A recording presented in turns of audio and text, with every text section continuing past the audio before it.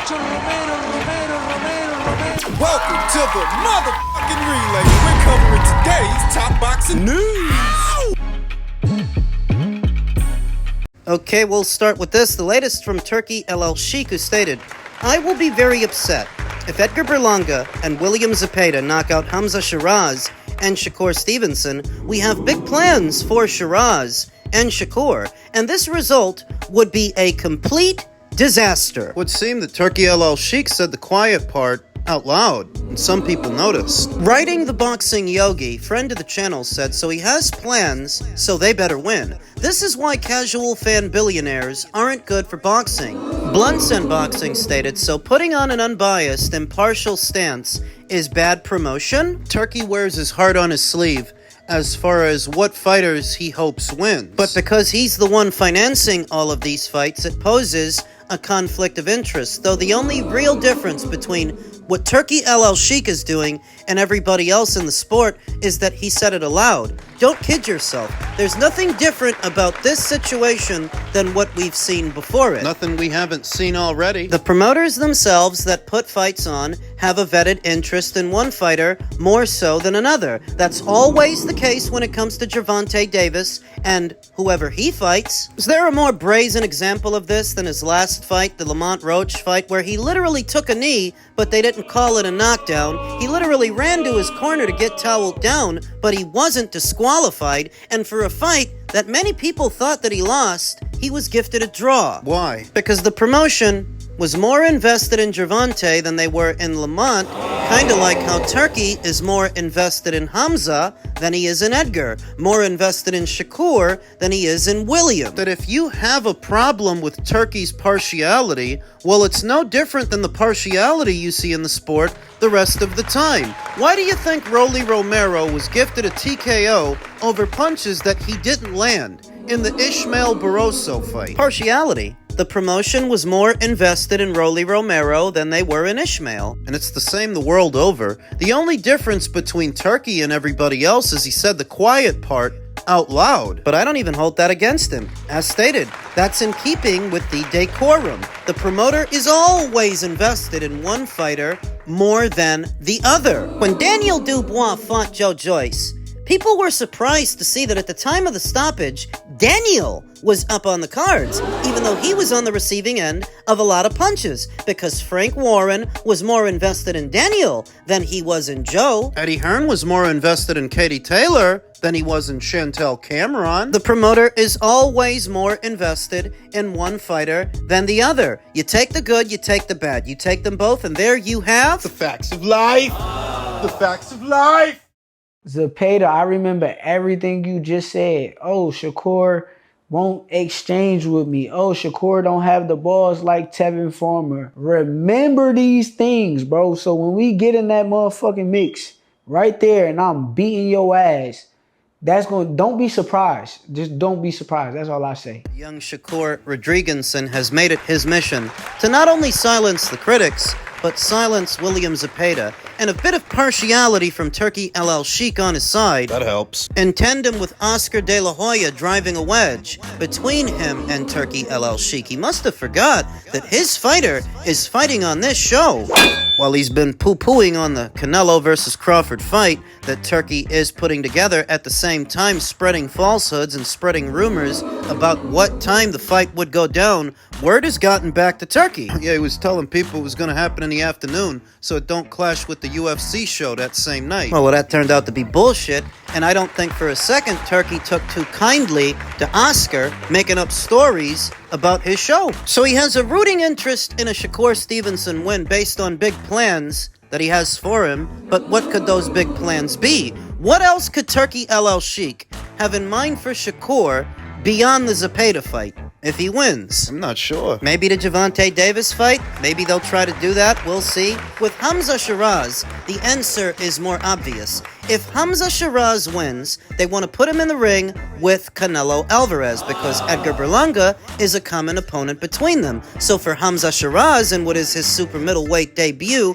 this isn't just a litmus test, it's a rehearsal for a Canelo fight. It's a qualifier. They got two guys in the queue for Canelo's next fight after the Terence Crawford fight, provided that he beats Terence Crawford. Hamza Shiraz is one, Chris Eubank Jr. is another.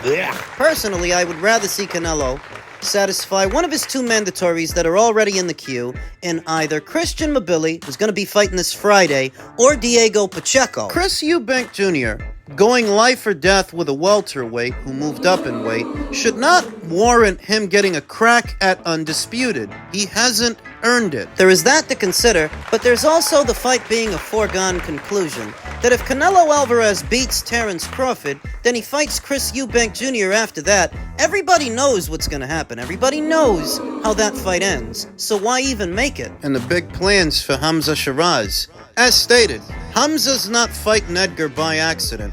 Edgar is a common opponent between him and Canelo, so you figure that if Hamza can knock Edgar Berlanga out, that's a good advertisement because Canelo didn't knock Edgar out. That would set the precedent for Hamza to then challenge Canelo for his undisputed crown. But should that by itself fast-track him to a Canelo fight when Christian's already is mandatory via the WBC, Diego's already is mandatory via the WBO? These are the big plans that Turkey's talking about for Hamza Shiraz.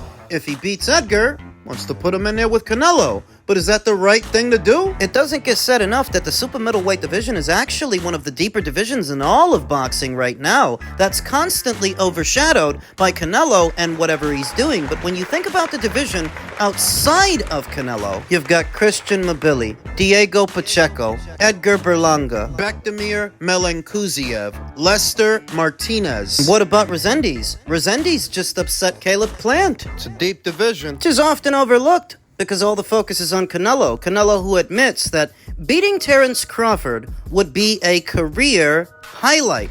I don't know how many people are going to agree with that because he has all the advantages going in.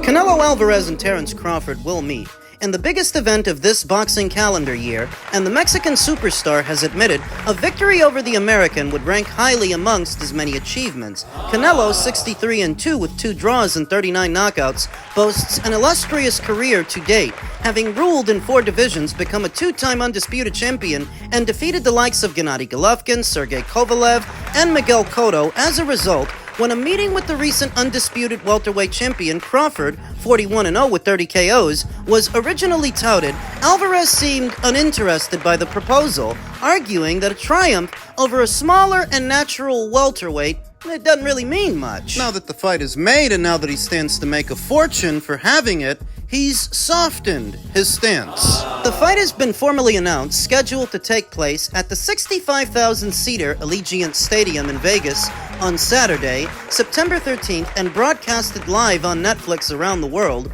with the magnitude of the event set to trump any other during this year. The build-up for the clash between two of boxing's pound-for-pound talents has already begun. Speaking to Male Sport Boxing, Canelo revealed that he would rate a victory over Bud as one of the best wins in what will become a 68-fight professional career, close to 70 fights. A win over Crawford would be one of the best wins. It is going to be one of the top 5, according to Canelo.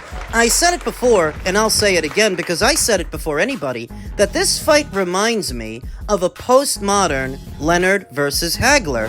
Leonard jumped up from 147 up to 160 for Hagler. Terence is jumping up from 154 up to 168. Sugar Ray Leonard was out for approximately 3 years ahead of the Hagler fight, whereas Terence has been out for about 1. When the fight was initially proposed, people thought it was crazy, not realizing this fight is eerily similar to the Leonard versus Hagler fight. And for most other fighters, jumping up 2 weight classes for somebody like Canelo, you're courting disaster. That's what you're doing, but Terence is not most other fighters. He's one of the best around, one of the best in the sport right now, which lends itself to the fight's intrigue. Expecting Crawford to box on the outside. Heard what Turkey said, he wants people to trade. Listen, man, we just gonna get out there and win. Do whatever we need to do to win.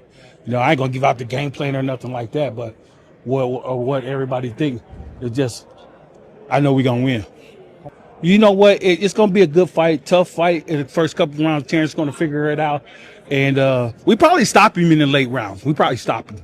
It's a very bold claim. Canelo Alvarez has already been in there with bigger men and bigger punchers than Terence Crawford. So what makes Bomac think that Terence has the answers, that Terence has what it takes to knock out Canelo Alvarez, who's never even been knocked down, much less knocked out, in close to 70 professional fights? Brute force can't be the answer because Terence Crawford is a newbie to this weight. Counterpunching may be the ticket, their best bet to deliver on that promise, because it's the punches you don't see that do the most damage, the punches you don't brace yourself for. Those are the ones that knock you out. I already figured that working off the counter is likely a very big part of the stratagem for Terence Crawford, but the caveat is he's got to watch himself out there. Canelo doesn't throw a lot of bullshit or a lot of stuff that you can counter. He's economic with his output, and he picks his punches really well. He doesn't throw that many of them,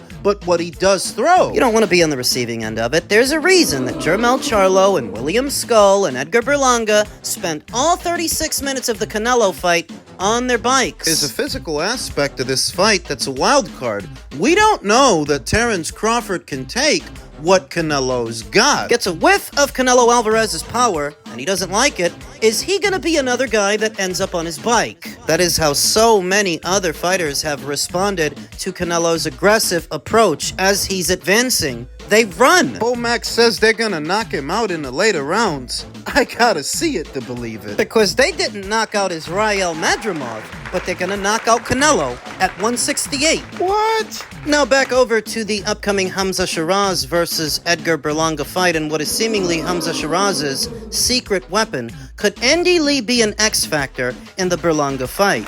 There's no shortage of questions heading into the high-stakes clash between Edgar Berlanga and what is a still unbeaten Hamza Shiraz on July 12th. How will Shiraz acclimate to super middleweight in his first fight at the weight against a big puncher like Berlanga? Was Berlanga's effort in the second half of his fight with Canelo Alvarez a sign that he's turned into a corner and belongs among the upper echelon at 168? However, one can argue that no question looms larger than how Shiraz, 21-0 with 1 draw and 17 knockouts, has acclimated to new trainer Andy Reid, heading into the WBC super middleweight title eliminator versus Berlanga, 23-1 with 18 knockouts, on the Ring's Ring 3 pay-per-view show at the Louis Armstrong Stadium in Queens, New York, on DAZN. Shiraz decided to leave longtime trainer Ricky Funes for Reid, following his split draw against the WBC middleweight champion Carlos Adames back in February, citing the need for something new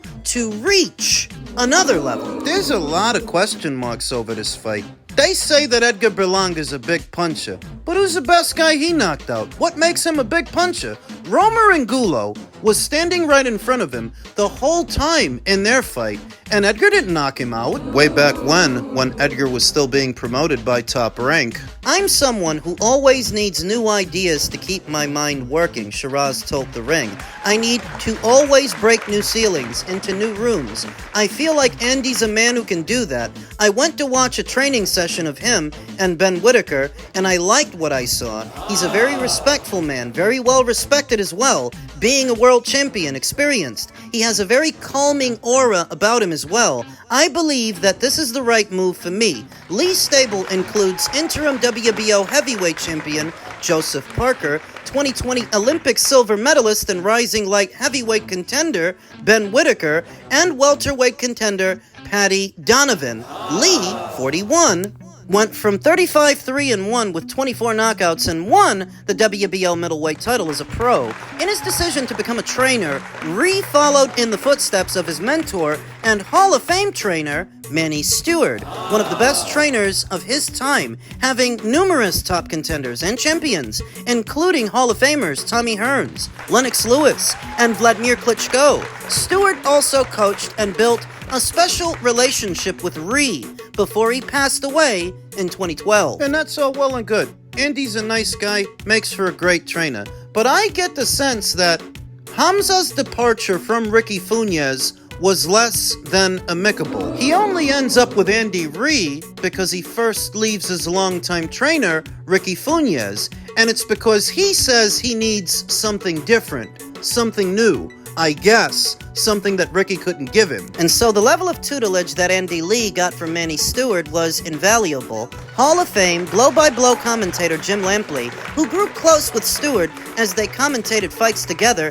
during Lampley's 30-year run with HBO Boxing, believes Shiraz's decision to add Lee was brilliant, given his ties to Stewart and his rapid ascent as a trainer. He was a pupil of my dearest male friend ever, my choice as the greatest trainer of the modern era, Emmanuel Stewart, Lampley told The Ring. So he brings that Manny Stewart pedigree with him into the corner. If I were going to become a prize fighter tomorrow, and I was choosing from among a handful of trainers whom I know and respect in the sport, Andy Ree would certainly be on that list. He might ultimately be the one I trained with, because I would be so comfortable working with somebody who worked with Emmanuel, so I think that Shiraz is making a great choice in going to Andy Ree. Still, Lampley also added that some of the pivotal questions that determine whether or not Shiraz and Lee are a good match likely won't be answered until the former finally steps into the ring against Berlanga. You never know in your first fight with a new trainer exactly what's going to happen, Lampley said.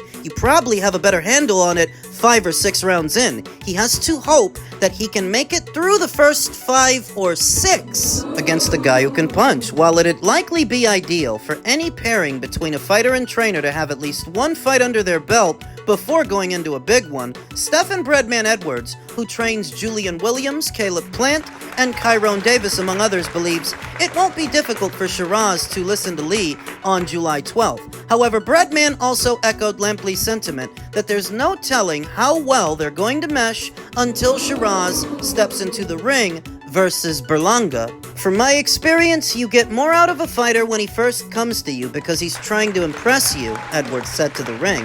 Fighters get a little comfortable with a trainer that they've been around, believe it or not, and we may not do certain things that they used to do, whereas if they're trying to impress you and they just got with you, they become the most cooperative student. I've seen it go both ways. Overall, fighters really try to impress the new trainer. They want to show you that they're worth your while. Andy Ree is an outstanding trainer, but I don't know what kind of chemistry they're going to have. Is this really the right fight to be breaking in a new trainer? Or because this is a new trainer, is Hamza going to be more switched on? So many questions. And what exactly makes Edgar Berlanga a big puncher? A bunch of knockouts over a bunch of stiffs? Bunch of dead bodies they threw in there with him in the first 16 fights of his career? It's hard to say that Edgar is a big puncher when you notice that he's moved away from his reputation as a knockout merchant, and now he's trying to be more of a boxer, more of a thinker, more of a mover. Is he really a big puncher? At the same time,